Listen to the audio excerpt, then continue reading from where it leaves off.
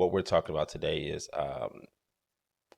what business are we running? So, as I'm gonna get into last week. So, kind of like how these frameworks is going to go for night school is that I'm always going to start night school with what we did in the previous night school. So, we're going to talk about that just for a little bit, just to kind of remind us, right? To talk it through, see how we did a little bit, and then for people who weren't able to make it, right, so they can catch up. I don't want people to feel left out, right? The purpose of this is to get everybody engaged in this information so we can use it and apply it into our businesses. So I'm super excited. Once again, I'm Professor Steve.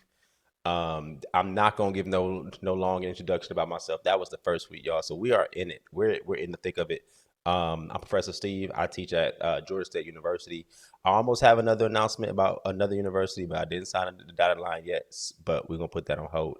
But we got another one coming, hopefully. And I'm a doctoral student, guys. So I'm teaching. I'm learning about I learn about business. So I'm getting my doctorate in this, right? I'm a career 15-year entrepreneur. So I'm a career skill based entrepreneur. I'm just like you. So I feel I am uniquely qualified to teach these subjects, right? I do the work. I've studied. I have the authority. I've shown myself to be approved, right? So let's get to it. So what kind of business are we running? Super important topic, and I'm gonna go into why it is first, but first let's kind of move it on to. Let me see if I can get this radio shut. Okay, perfect. Okay, so let's get into last session. Um, what did we learn? What did we cover? Put in the chat. Did anybody use the yes framework? Did anybody try it out? Did it work out for you guys? Did anybody try out the yes framework? What do you guys think? How did it work out for you guys? Yes. I told you guys. I got messages. People told me, "Hey, I tried it. I tried it." Um, good. So let's go over it real quick. What is the yes framework? So this is really to help you with any decision, right? And so we're going to go through step by step. Your why, your evidence, scales, sales, stability, strategy for implementation, and your sacrifice check. So as we go through it, your why. So before we make any business decision, first thing we start with, does it align with your purpose? So things pop up all the time, and we know we make decisions, and it comes in. It seems exciting, but does it align with your purpose? So this is the first question we have to answer. So if we answer it correctly, if we feel good about it, then we move forward. If we don't, hey, red flag, something to consider. What is the evidence, guys? What do we talk about with evidence? What does evidence mean? What is the data, right? So what is the evidence for those choices and those decisions? What makes you feel good about those choices? Do we have data? Do we have history? Are there any other businesses that have done this before, right? So what is the evidence that we feel good about making a decision, or are you the only one, right? So are you a generational, once in a lifetime idea? It's not saying that it's wrong, but we need to know that, right? And we need to be certain about that, because then that then increases our probability of said thing either working or not working. All right. Sales skills, right? So I will say, I'm sorry, sales scale sustainability. Um, if it doesn't grow your money, what are we doing it for? Right? You know what I mean? Like, does it have any sales potential? Does it have any scale potential? Right? That means, can we grow it past what you see right now? And is it sustainable? Can we hold on to it? Will it work for us? So these are things that I want us to definitely kind of hone in on and really understand that part. Then strategies for implementation. So it's a great idea. We feel good about it. We check the first three. We feel good. How are you going to implement it? Or are you just going to go? Are we just going to tie up our shoes and we just going to run after it? Or is there a strategy behind it? Right. So, so after the first three, we feel good about it. Everything's good. Check. What is the strategy? How are we going to implement it? So make sure that's in your yes framework when you're making a decision. And then what is the sacrifice check, y'all? What we talk about is the juice worth the squeeze, right? So that means you looking at, the idea may be great and it may check all four boxes, but what is your life? What's going on in your life? Do you have the money? Is the things going on? Everybody's individual situation is uniquely different. But what is the sacrifice check for you, right? And so we run into that often where we see a great business idea and we're willing to sacrifice everything, right? You know what I mean? So sometimes, just so we know, that there are businesses that we operate and that we do, and there are opportunities. So if we're already operating the business and then this opportunity comes, are we willing to sacrifice everything and lose it for a better opportunity? I always use myself as an example for this. I probably check for those for the for the business I talked about where I lost probably the majority of my money as a business owner. I checked all four boxes except the fifth one, right? And the sacrifice was not worth it. Everything I put into it, everything I saw the opportunity, I saw it, but I already had something good. And if I would have just kept building that, I would have been in a much better position in that particular business than I am now. But I went after it, y'all. That's my vulnerability. That's my truth. I went after it. I sacrificed everything, and I lost, which is why I feel so good about teaching you guys. That's just my honesty. You know what I mean? Um, so yeah, check the sacrifice check. So that's the yes, guys. How did you guys do with it? Did anybody do it? Put in the chat. Did anybody else do it after going through it? Um, and if you need it, it is this particular version is in the community. So you can find the homework, you can find the worksheet. You guys can look at it, you can practice it, you can use it. This yes framework, it works, guys. It works. So whenever you face a decision in business, just take it through the yes framework. If you can check all of these, then it's usually a great business choice. If you can check some of them, then I don't know, some to consider. So as we talked about, y'all, so that was last night school's lesson. I'm super excited about today's lesson, and what we're gonna learn about today's roadmap, y'all. What we talking about today? What kind of business are you really running? What kind of business are you really running? Um, and and this is kind of this is the table of contents. As you see, y'all, I am going to you're gonna see some pretty cool stuff. And if you guys are tuned in late, just tune on to the bottom of the screen, and you should be able to see the lessons move. I've been working a lot with production and getting this to look all good for y'all. So and we're gonna keep on growing. We're gonna keep on growing. This is like the pilot. Y'all remember Fresh Prince had a different living room on the first episode? That's what this is. This is the first living room on the Fresh Prince. All right, it's gonna change. It's gonna get better. It's gonna evolve over time. But I do hope you guys like it. But this is the sequence, right? This is what we're going to talk about today. Um, like I said, I don't plan to keep you guys. Our goal is to be here about an hour with school and class and really just kind of learning, everything. But yeah, I'm excited. Let's do it. All right, let's level set. So as you guys know, in my doctorate, they always teach us to level set, right? Level set. What are we talking about and why? Why does it matter that you need to know what business are you in? Why does it matter that we need to know what business model that you're in? Because 1 in 5 businesses fail because they do not understand their business model, right? 1 in 5 businesses fail because they do not understand the business model. And this is super interesting, right? Because there are many ways to evaluate a market and different things like that. But if you're out here grinding and you don't know what you're actually building, it can become very problematic. Um, and for many reasons. So I'm going to explain, but this is a crazy stat, right? You know what I mean? This is crazy data. This is my job, right? I'm never going to produce any type of business, or I'm sorry, any type of subject and education without having data to support it, right? Data has to support everything that we do. Super simple quote. Most entrepreneurs are working hard, but they can't actually explain what they're building. They don't really know what they're building. They just know, let me get a couple dollars. And they actually confuse their skill with their business. Right. We're gonna tap into this, but if this kind of hit heavy, guys, put it in the chat. Put in the chat heavy, heavy, heavy, heavy, heavy, heavy, heavy. Right? Heavy, heavy. They actually confuse their skill with their business. Um, and again, we're gonna learn more. We're gonna learn more about this. Okay. Why is this lesson critical, y'all? Why is this lesson critical? because most people, because you can't scale confusion. One, right? If your motto is, if your motto is unclear, if then you can't build systems, you can't hire help, you can't replicate the success if your model is unclear. You can't price confidently if you don't know your model, right? And we're gonna learn business models today. And it's like I said, it's very tough to even price. I know we've all like tried pricing, and we all tried to kind of mimic other people's pricing and just kind of seeing how it works, throwing some stuff out there, throwing on the wall, see if it stick.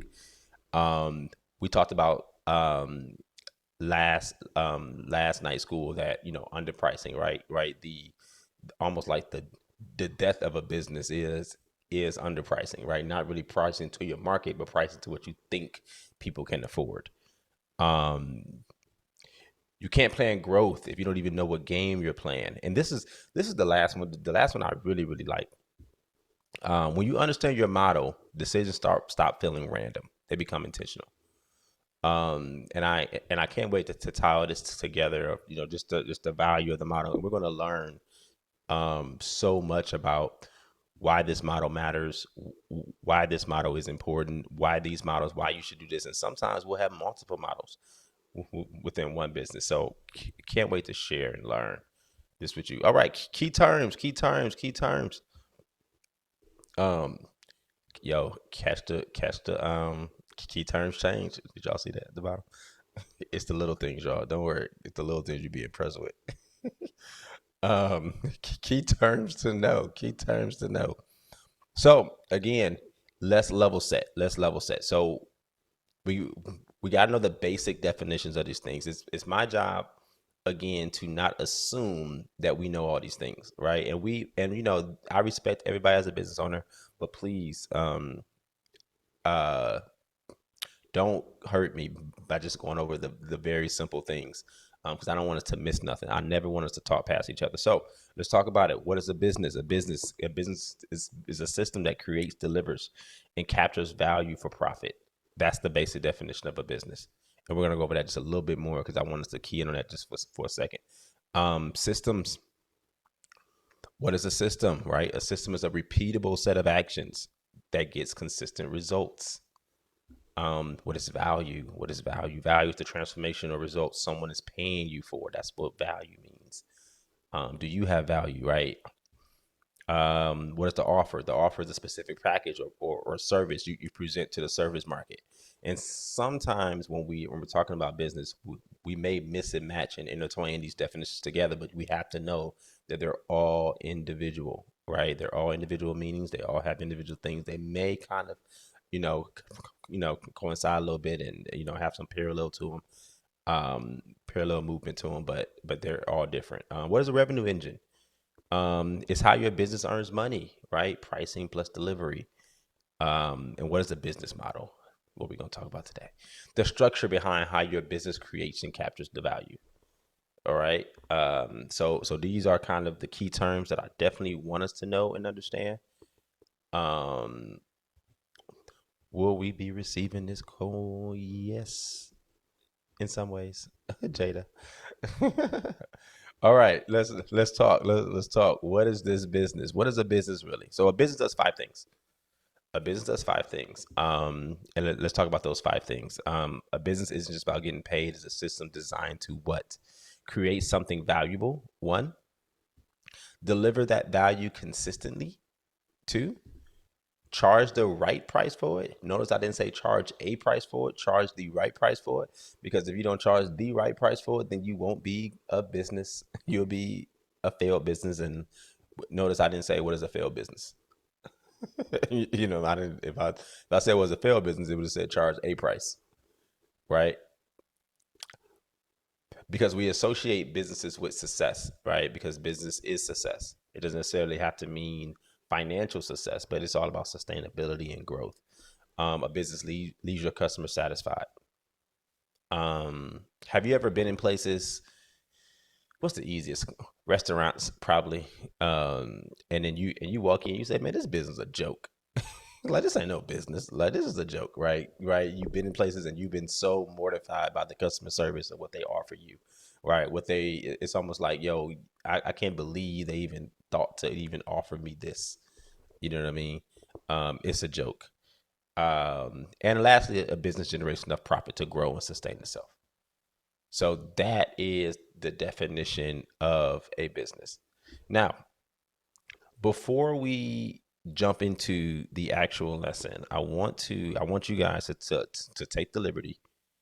Oh shoot, hold on, I was supposed to change the thing. Okay, there you go. My I didn't change my thing. All right. Before we jump into um exactly what it is, I want to do. Y'all know I like the breakout rooms, so I want to jump into a quick breakout room with you guys. Jump into it. I am going to set it all up for you guys. Um, and you only get 10 seconds each, right? 10 seconds each. We won't be here long. It'll probably take you guys 2 minutes, but I want to see what you guys come up with, right? Share with the group what kind of business are you running, how you making your money. You get 10 seconds to explain because this is what we got to do, right? I got to be able to know exactly what you do and how you make your money. All right, 10 seconds. Let's see how we do this.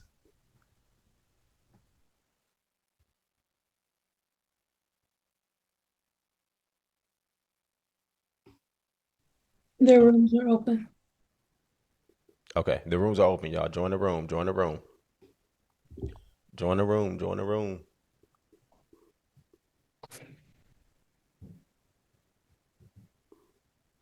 Join the room. Join the room. Join the room. Name and business.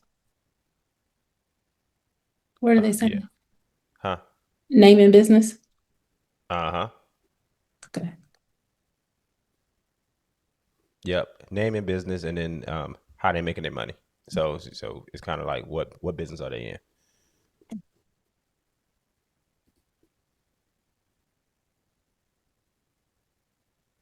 You gotta tell me you doing these.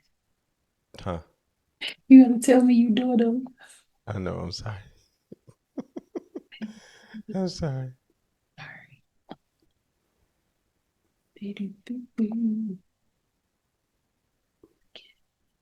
Switch.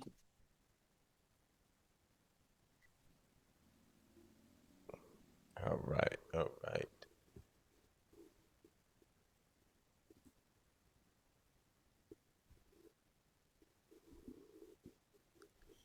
Go go go go go.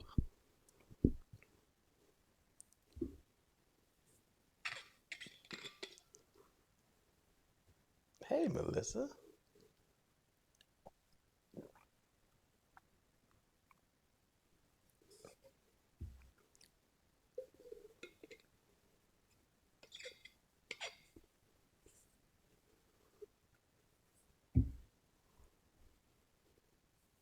All right. All right. All right. All right.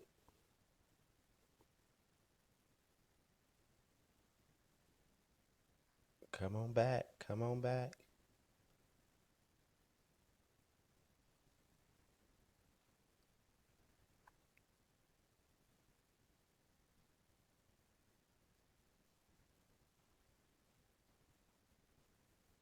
Come on. Come on back.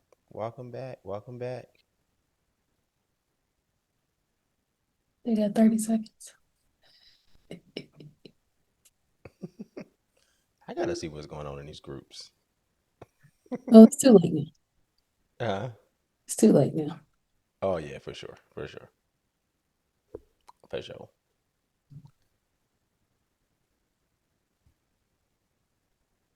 All right. They should be filling up now. All right. Come on back. Come on back. Come on back. We missed you. We missed you. How'd you do? How'd you do? Was it was it challenging saying everything you need to say in 10 seconds? Because we, I know when you ask somebody what they do, it probably takes them about a minute 30. We got to be able to answer stuff clearly in about 10 seconds. What we do, what we do. All right, everybody back. Everybody back. Awesome. Awesome. Awesome. Awesome. All right. All right. So good. Good to have everybody back. So one of the things that we're going to work on is now I'm gonna teach, right? I'm gonna teach the 10 business models. Um 10 most common. There are other models, not many more. I'm probably going to talk about the first 8 exclusively. But then these are the ones that I'm probably not going to talk about exclusively. It's the last two, the loan, credit, and the licensing. Those are the two that I probably won't talk about. But we know what licensing is. Like license when you sell your ideas or work. Think it says it right there. Think Disney. What other licensing model, guys? Put some licensing models in there. Think about Microsoft Office, right? That's a licensing model. There are so many other licensing models. Think about loan or credit. Um, we know about loan and credit stuff, right? I know I do. I'm in school right now. Music syncing. Yep. Lots of licensing within music syncing. Um, the PayPal model, right? So that's loan and credit. So anything that we got to buy now and pay for fees later, that's the loan and credit business. All right. So we can always be in that business, either on it as a consumer or selling that business. But I want to start from the top, because this is kind of where we're going to do a deep dive into really understanding our business models. These other stuff. So what is a product based model, right? A product based model. So the first model is a product based model. So this, when you sell a physical or digital item, once created, it can be sold over and over again. Think about clothing. Think about a planner, or a journal, a Canva ticket. Think about food. um all these are profit based models. Key traits in profit based models, right? The inventory, uh digital creation. As we talk about inventory, what some of the things about inventory that we talk about? It's a great thing to have inventory, but as we know, if there's anybody in the clothing industry, inventory can be expensive. Inventory is cash. So if we don't sell that inventory and we sit on inventory, right? Something to be mindful. We are in the product based business, right? We're not in the clothing business. We're in the product based business. That's the model that we're in, right? That's the business model. So again, this is us understanding our models, right, as a whole. Most models, right, in the product based business are a one time sale per transaction. You may get some bundles here and there, but you pay some money, you get what you got, right? You pay some money, you get what you got. And then we focus on, most product based models also focus on volume. So it's either volume or margin. Let me give you an example of volume. So volume. Think Walmart, right? I have a friend of mine that owns uh, um, a game. What is it called? Kind of like a card game, or whatever. As a matter of fact, it's called Out of Bounds. It's like the Black Taboo. Super super fun game. And so not to tell all of his business, but what ends up happening is that he plays a volume game. So his target is one of his customers, right? And so they buy his game in bulk. So for him, it's a volume game. So his margin may not be the same as if he's selling it direct to consumer, but because Target has a lot of volume of customers, then he's playing the volume game. So he's willing to make, and I'll ask you guys, would you be willing to make $2 a game off of an average of off of 1 million people, right? Would y'all want to play that volume game? Would you be okay with making $2 off of 1 million people? So sometimes you just got to know you just got to know what game you're playing. Then okay, so if it's margin, right? Now you're direct to consumer. Drew, my guy, you know what I mean? He has a clothing. So if he's, matter of fact, he's awesome guy, right? So he sells the Foot Locker. He may play a volume game there, but if he sells direct to consumer, then he may play a margin game. So we got to know what game are we playing, right? Um, and then can it be physical? What's the downside to a digital product? What's the upside and what's the downside? Can anybody put in the chat any downside to a digital product? Because everybody wants a digital product. That's a product right there. what's the downside to a digital product? Upside, no physical stock. Absolutely, absolutely. So we talking about no. We don't have to hold that. We don't have to hold that financial asset. We don't have to hold that inventory. Um, but think about most digital products. Can the person access it googly for on Google for free? Right. Um, can they? Right. There's an oversaturation in digital product. Right. Can they get it easily? Right. Is it worth paying you for it when I can just Google it and just get it? Right.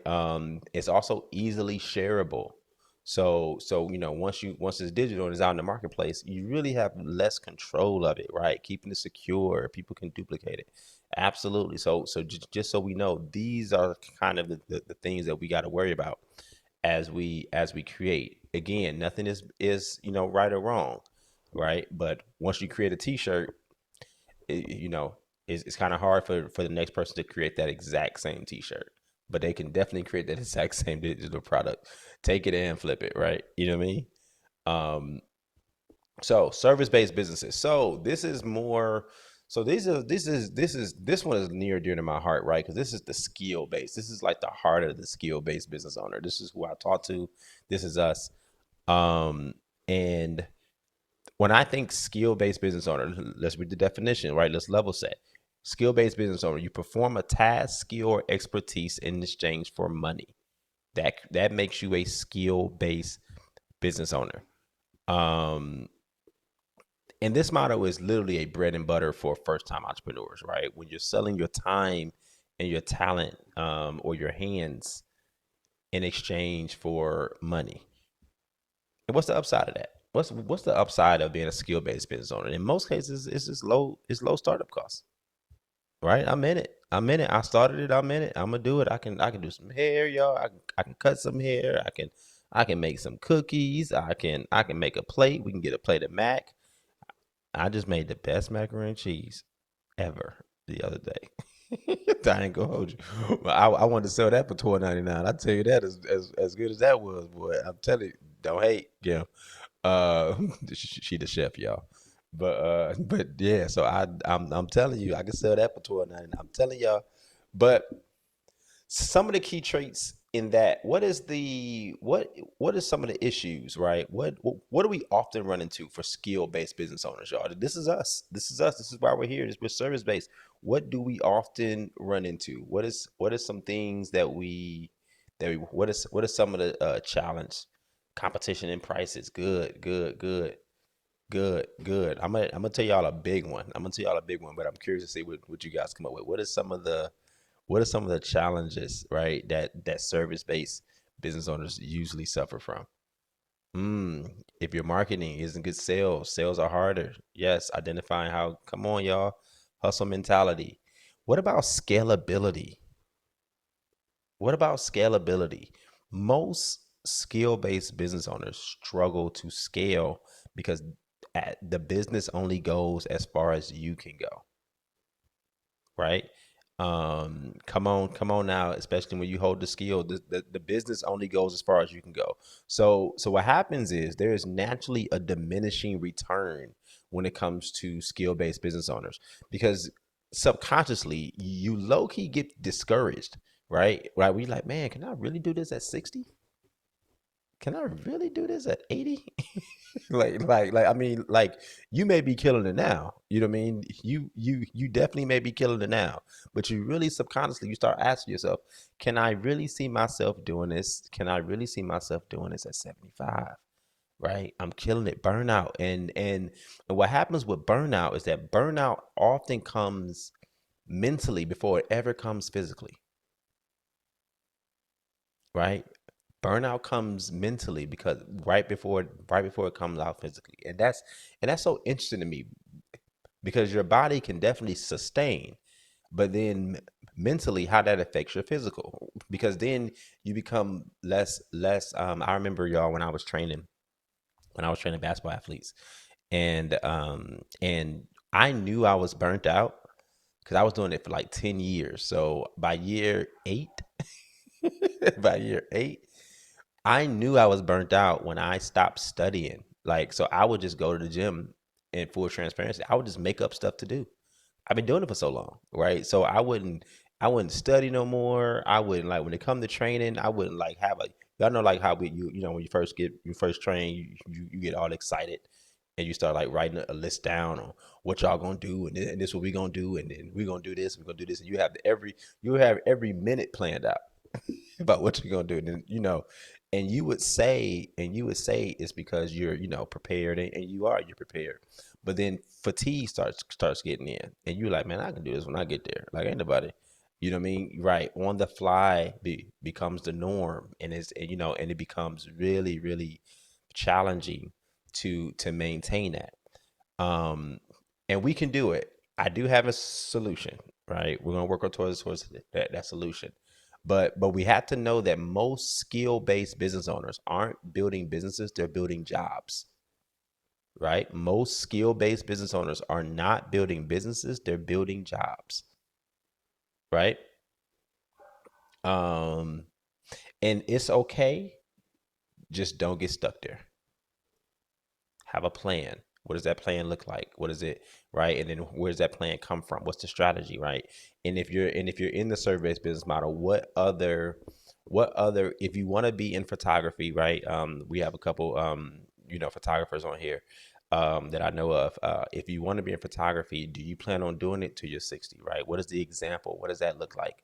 Do you plan on doing it to your 80? If not, how do you scale photography? What are some businesses that actually done well with scaling photography? What is the example? What does it look like? Are you just saying, I'm just gonna do this for a little bit and I'm gonna transition out? Excuse me. If that's the plan, then what's your exit strategy? Right? What does that look like? So, you know, again, skill-based business owners. I spent some time here, but we all know. And then the other thing is, in order to duplicate what you do, you must have employees that can do what you do for just as high level as you can do it.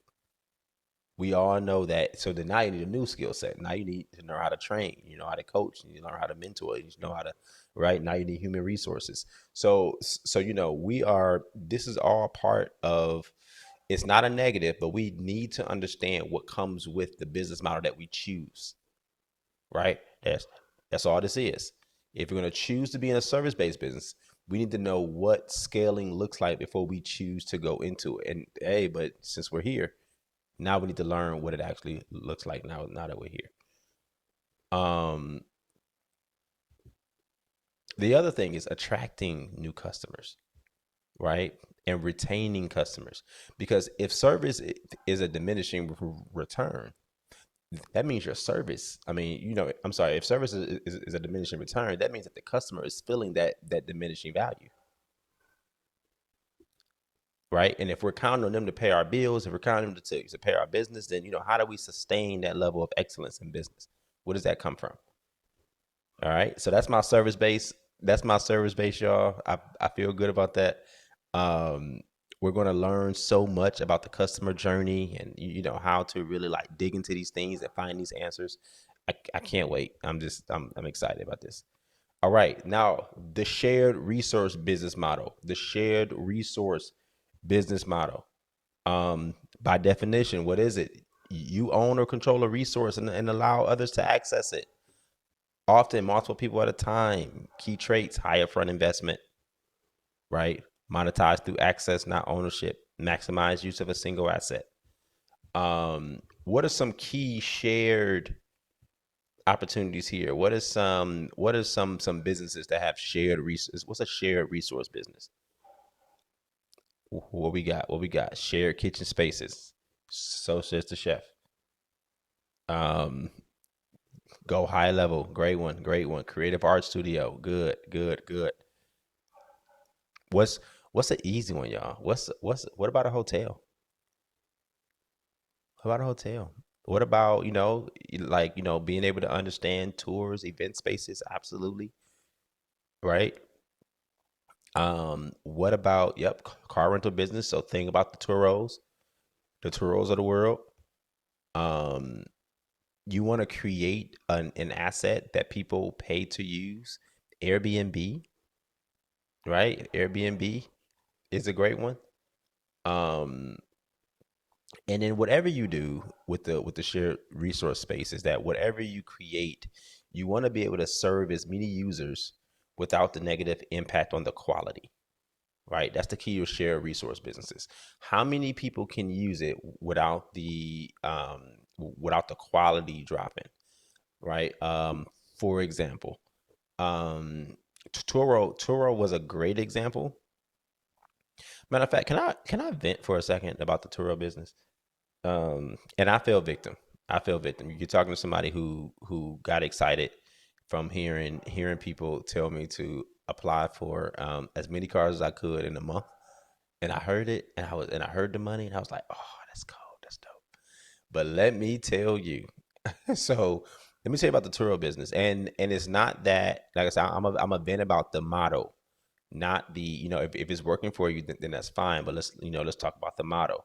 So the model, that business specifically, is set up for large businesses. So there's two ways it works effectively. That's been proven. The first way is if you're just looking for some extra money, right? You got a vehicle lying around, you're paying for it, you're not necessarily using it as much, and you got a car note, right? Or you don't have a car note and you just want to use it to make some extra money. Extremely effective, extremely effective that way. Um, the other way it works is if you're enterprise, right? If you are Hertz, right? So if you're a large rental company and you want to jump on Turo for extra users, and so you have the supply, right, to be able to manage it, it works. When doesn't it work? It doesn't work when you did what I did. It doesn't work when you did what I did because of the risk, right? So the moment I wasn't in a place to hold on to the risk, the moment I held those keys and everything was going beautifully, I'm talking about, man, my Tesla was written, my Porsche was written, my the Explorer was mine, the Porsche was mine too, but the BMW was written, y'all. I had them, and then the Tesla crashed. Uh, then the Tesla totaled. Oh, gut wrenching, right? What do you do? What do you do? What are you positioned to do? Right? Or is your business only set up? Is your business only set up for things to go well? Right? Is your business only set up for things to go well? See, the reason why enterprise is set up to handle the Turo business and the rental car business is because their business is set up for things to fail, not for things to go well. They know, they know that they know that things will eventually go wrong, right? Because that's what happens. You know what I mean? That's what normally happens when you hand the keys over. You can't control what happens after that, right? So again, that's kind of my, I had to just get that off my spirit. The Turo business, but shout out to the ones that's doing it well. But yeah, we were definitely, um, what do I call it? We were definitely preyed upon, right, during those COVID years about Turo, Turo, Turo, Turo, Turo. So yes, that's my vent about that. But that's the shared resource business, guys. Um, yes, but again, event spaces, you guys did a great job with coming up with all that. Let me see what else I want to make sure I cover. The best case in these spaces, as you see, the one that's kind of popping up. I love the Porsche Drive program. Yep, exactly. It employs the same reason. They can enforce, yeah, and to that point, that's why, if you look at, thank you for that point, because what happens is even in the Porsche Drive, they just don't make enough Porsches. You know what I'm saying, for people to crash them, right? They're high risk vehicles. When people drive in them, they're going to want to drive super fast. You know what I mean? Because if you got a Porsche, you ain't really worried about it, right? So yeah, so the risk for that was crazy. Um, flossing. I hear you. I hear you, Pastor. Pastor in there flossing. Yes, absolutely. Okay, description based business. Now this is the hot one. This is the hot one. This is the one. This is the hot one. This is the one that everybody should be trying to figure out How can I get a hold of this? For the number one reason, cash flow. But let's go to definition first. You should charge your customers a recurring fee, weekly, monthly, or annually, to access a product, service, or experience. The key traits: recovering, predictable revenue, high customer lifetime value. That's the LTV, guys. Make sure y'all write that down. The LTV. So every time you do subscription based, you always want to talk about the lifetime value of a customer. How long can I keep this customer paying monthly? Focus on retention over one time sales. Uh, Stop yelling. Yeah, I know I'll be excited. I'm sorry. Uh, Focus on retention over one time sales. Um, must deliver ongoing value or convenience. So this is one of the hot ones, y'all. What are some obvious? What are some ones? Tell me what are some ones? Some subscription based businesses that you guys are notice.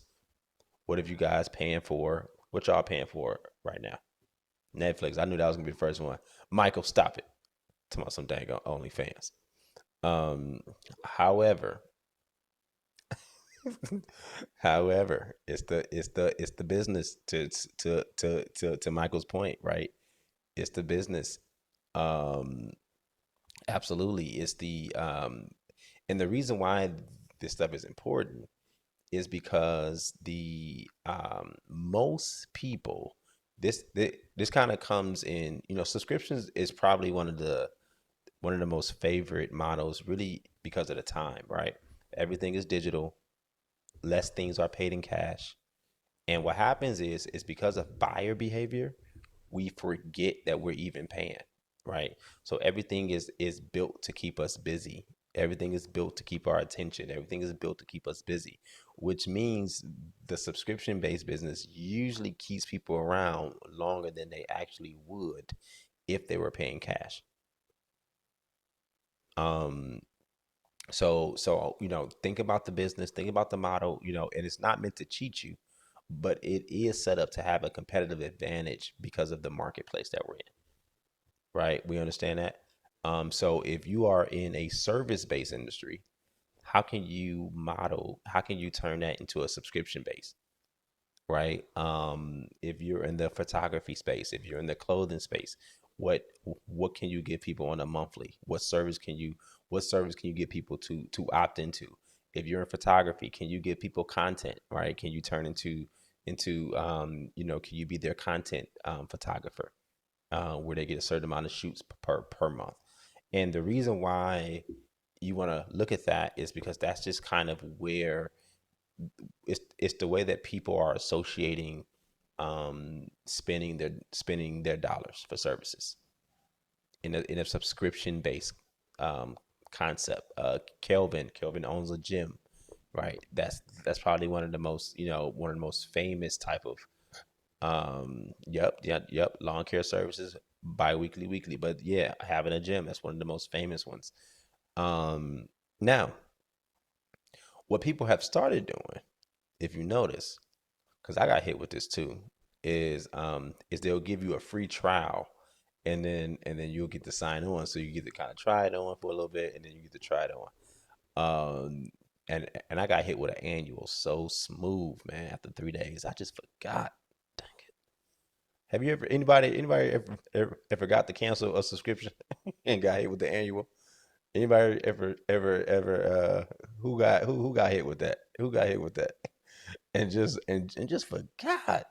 You be like, and when that thing hit that account, it'd be like, first off, you low key would have been cool with the monthly for real.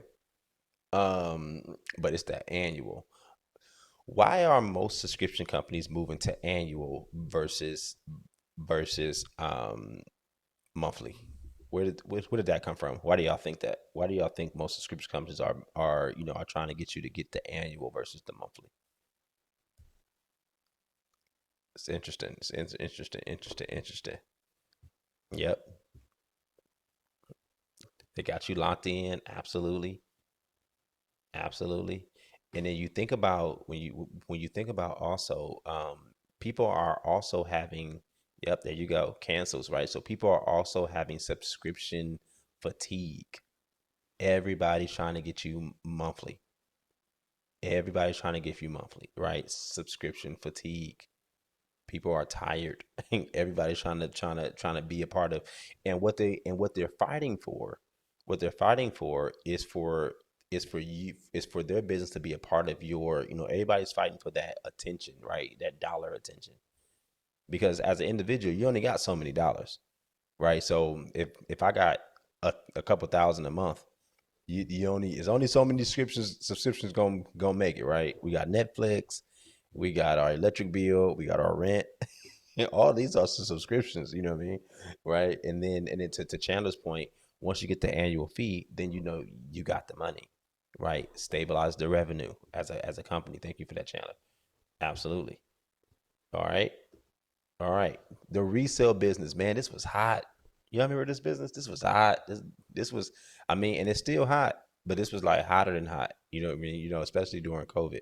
But let's go to the definition, right? You buy goods from a supplier or a wholesaler and sell them at a markup rate to make a profit. Profit comes from the difference between cost and price. Inventory management is key. No customization or product required. Must understand pricing, sourcing, and demand. Demand is probably the key thing for reselling. eBay is perfect. Um, Alibaba. Think about OfferUp, Facebook Marketplace. Facebook Marketplace, y'all, goes crazy. Dependent on what city you're in. Demand. Okay, for example, in Atlanta, people, where I'm at, people are often moving in and out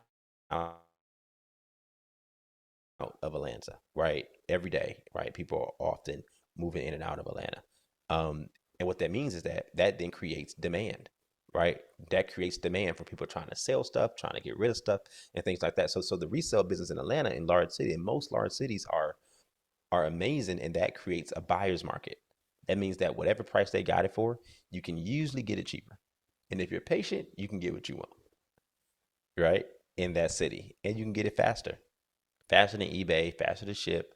Craigslist was a hot one too, until as I think it was like one like some murders or something like that. Some Craigslist didn't have a good rep. Um, but what was really big was what was the resale market when it was the when it was going to the Goodwill, when it was going to the Goodwill. Y'all remember that? It was everybody was going to the Goodwill. I know I got into that, man. I be trying to do everything. I got into that, man. I wanted to resell some vintage. That's what it is. Vintage shirts, man. Anything with anything with music tours on the back, man. I was trying to sell that thing. Anything with music tours on the back, I was trying to sell that thing. I couldn't wait. I couldn't wait. Antique Goodwill stuff. I was trying to sell it. I went and bought. I had a bag of stuff. Man, I sold one thing. I couldn't do it. One my business model, but it's a real thing. But it's most important to understand that once you get in, that it only works when you work it. Right? These are all business models. So you really just got to choose what you want to do. Um, So yeah, I do like it. Boutiques always work. Man, I gotta tell y'all about my cousin in the resale game. He bought a antique. He bought a Basquiat painting at a thrift store, like a authentic Basquiat painting. Crazy, like the I swear he somebody donated it. Some kids didn't know what it was, and they would clean out their grandfather's house, and then they donated everything in the basement to this old thrift store. And my cousin was just walking in, and he saw it on the wall, and it looked, and it was on authentic canvas. What is it called? It's called authentic canvas. It's called something canvas, but it wasn't like wood. It was like and man, oh man, he came up. He came up. So he in the process of getting all that stuff taken care of right now. But that's the resale business. But also in the resale business is really good. Products are good for the resale business, right? To where if you own a retail store, if you own a retail store, or you have a retail store, you would purchase products, and then you would resell them for for a higher price at your store.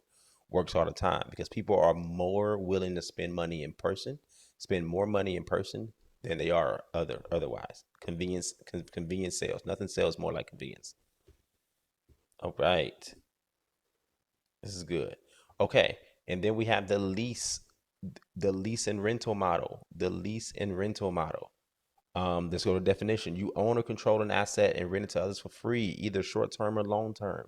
Income without selling the ownership asset. So that's the real estate game, y'all. But it's not only that.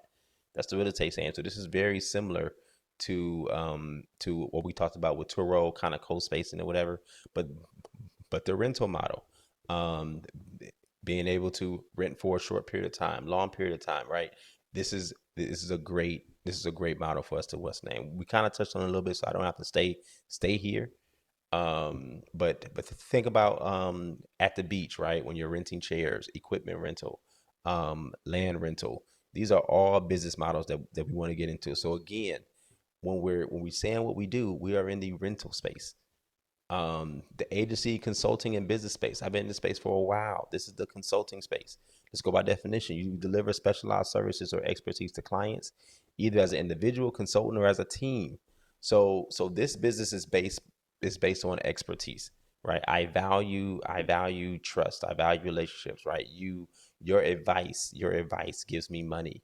Um, your experience helps me make more money. How many consultants do we have in here? Do we have any consultants? We have any consultants? Any consultants? What we got? What we got? Any consultants? Yo, yo. Oh, Julius. Yes, the consultant. Absolutely. We got a consultant. So this is where you turn your expertise into income, right? You're not just doing work, you are solving very specific problems. You're solving high value problems for other businesses and individuals. So I like to use the metric for consulting is 10 years, right? If you've been able to say I've been doing this for 10 years, then you are qualified, right, at a high level, right? So if you can prove results and you can prove, right, then you are qualified to teach at a certain level, right, to be able to teach certain things.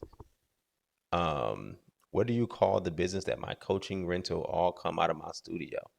Man, we're gonna talk about that. That's a combination, right? So that's a combination of business models that you have. Absolutely, it's a combination. So you're gonna absolutely know everything that you do. I do this, I do this, I do this. Absolutely. We're in a consulting space. Okay, audience aggregation business. This is cool. Most of us know this, but may not know this is the term for it. The audience aggregation business. Has anybody heard of this term? Audience aggregation business? There we go. So you attract and grow an audience, then monetize that attention through ads, sponsorships, affiliate links, or product placement. What does that sound like? What does that sound like? That sounds like the brand new content creators, but it wasn't always like that. I mean, I'm in the process, right? I'm doing the exact same thing. My job is to grow a community and then monetize off that community.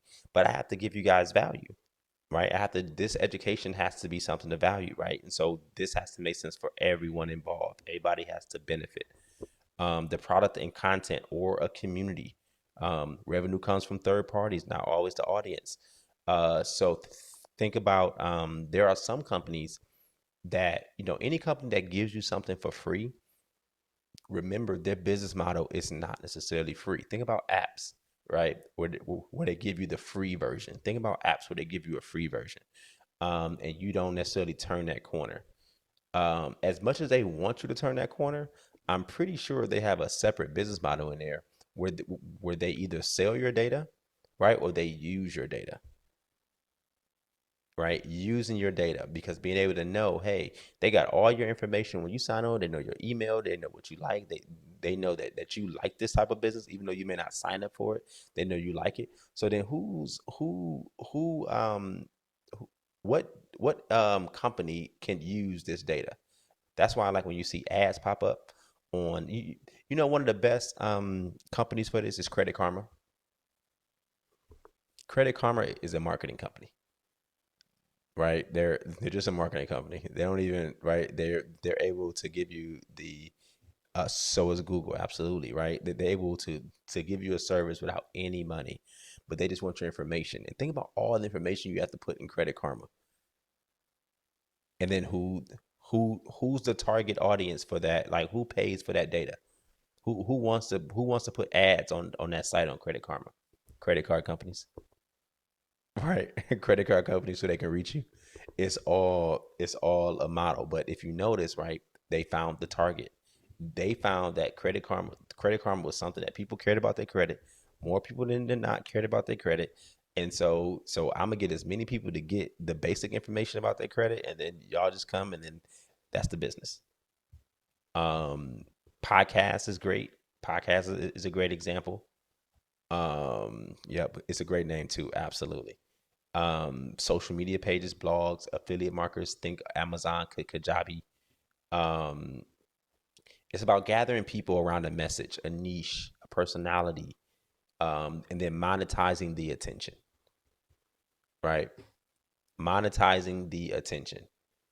Um, Now the reason why this works and it's so powerful, and it's low key has it's low key have really messed up the job market for a while. Oh, YouTube. Oh my gosh. Um, it's because there's no inventory. It's no shipping. It's no hard costs. I mean, even for me, right, to put on this grand production, I just have to buy, a camera, one time fee. I got lights. I'm looking at them. I got some good audio. But once I get it, most of the stuff is a one time payment. You know what I mean? Most of the stuff is a one time payment, and we're done, and then now we're off. Um, so yep. So you can monetize this model. So it's something that everyone can do. That's why you're seeing every business add it to their business model. So even if you saw all of the previous seven businesses, this is the one.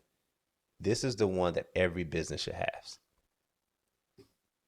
right? This is the one that every business should have, right? We all want to have an audience for our business because we can monetize that audience in so many different ways. So with everything that we're doing, we want to make sure we have an audience for our business.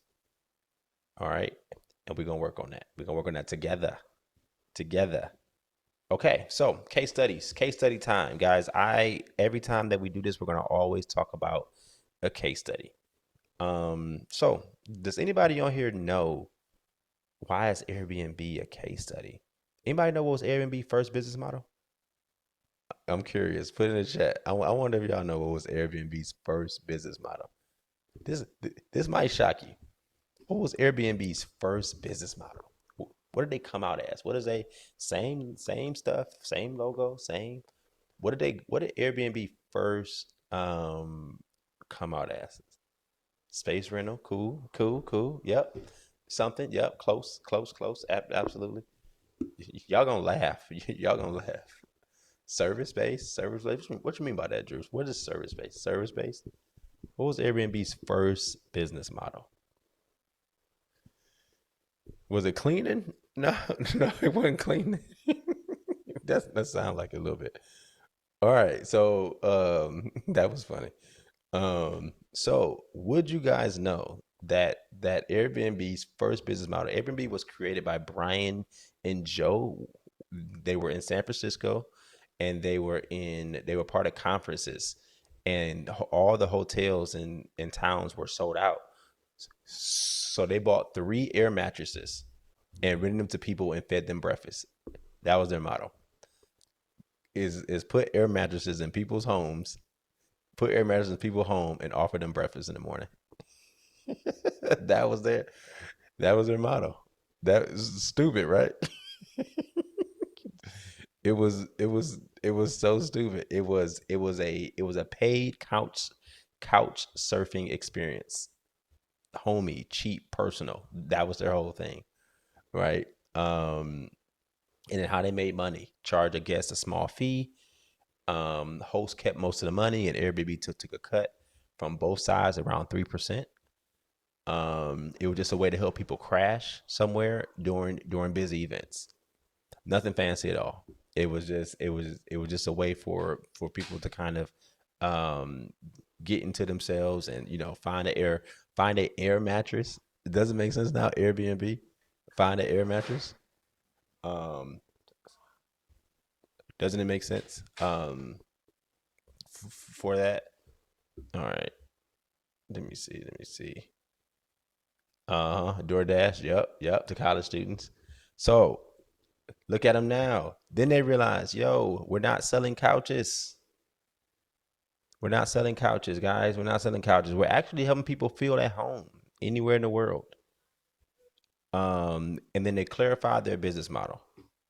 Um, they clarified their business model. They had, they thought about it. They regrouped, right? They said, man, what do people like about this? What people don't like about this? And I really can appreciate, a pivot, right? Being able to pivot, being able to shift, being able to grow. I can appreciate that. And they created a clear model where they share resources, platform, and transaction fees. They focus on booking and simplified payments and build trust. And they let everybody else, they just created the platform, let everybody else use their homes, take on all the risk, do all the things. And as a result, they're valued at $100 billion today, right? Hosts know exactly what they're offering. The guests trust the system. Oh, shoot. I forgot to keep changing the thing. The guests trust the system. Everybody knows exactly how it gets paid. That's the power of understanding what business model you're in. All right. Now let's get to the clarifying framework, homework, guys. The framework. This is what we're going to work on. This is what we're going to work on. This is what I want y'all to work on. So this is what I want y'all to do. This is, if y'all weren't able to do this during the breakout room, this is what we're going to work on. This is the framework. I help who? I help who solve what problem by offering what solution and earn revenue by how do you get paid, right? I help who? I help blank solve blank by offering blank and earning money by blank. All right. So this is exactly the framework. This is if you notice, guys, if we say this should take us 10 seconds or less. Every business that we have. This is the business clarity framework. This is how we know what model we're in. Make sure we write this down. I'll make sure I put this in the chat. I mean, in the seed community. But I help who solve what by offering what and earn revenue by, right? Is how we get paid. So I'm gonna give you guys some examples. I'm gonna give you guys some examples. So if we're in the service-based model, right? What are we saying? I help business moms feel beautiful by offering mobile hairstyling services, and I earn revenue by charging per appointment. And this is not only clarity for the customer, this is clarity for yourself. So we know what business we're in. The product model. I help wellness lovers relax at home by selling homemade soy candles, and I earn revenue from online product sales. Clear. I get it. I understand. The subscription model. I help small business owners stay consistent with their content by offering a monthly social media toolkit, and I earn revenue through subscriptions. Does anybody understand how this works now? Is this clear? Does this help? Right? This is how we're going to work on it. This is how we're going to do things. This is how we're going to, right? So this is clear. This is what we want to work on. We got to be able to say this, right? We're working on you guys as owners. This is critical. We're working on you guys as owners to be able to say these things, understand it clearly, understand what model we in, and then how do we explain it. This is all about growth for us. Okay. So that's our homework, right? That's what we're gonna do. Your assignment this week, right? Because we in school, y'all. We here. We in the seed community. This is what we doing. I'm here to teach. I'm Professor Steve. Complete your clarity sentence. That's your homework, right? Post it in the Seed Village thread or send it back privately for feedback.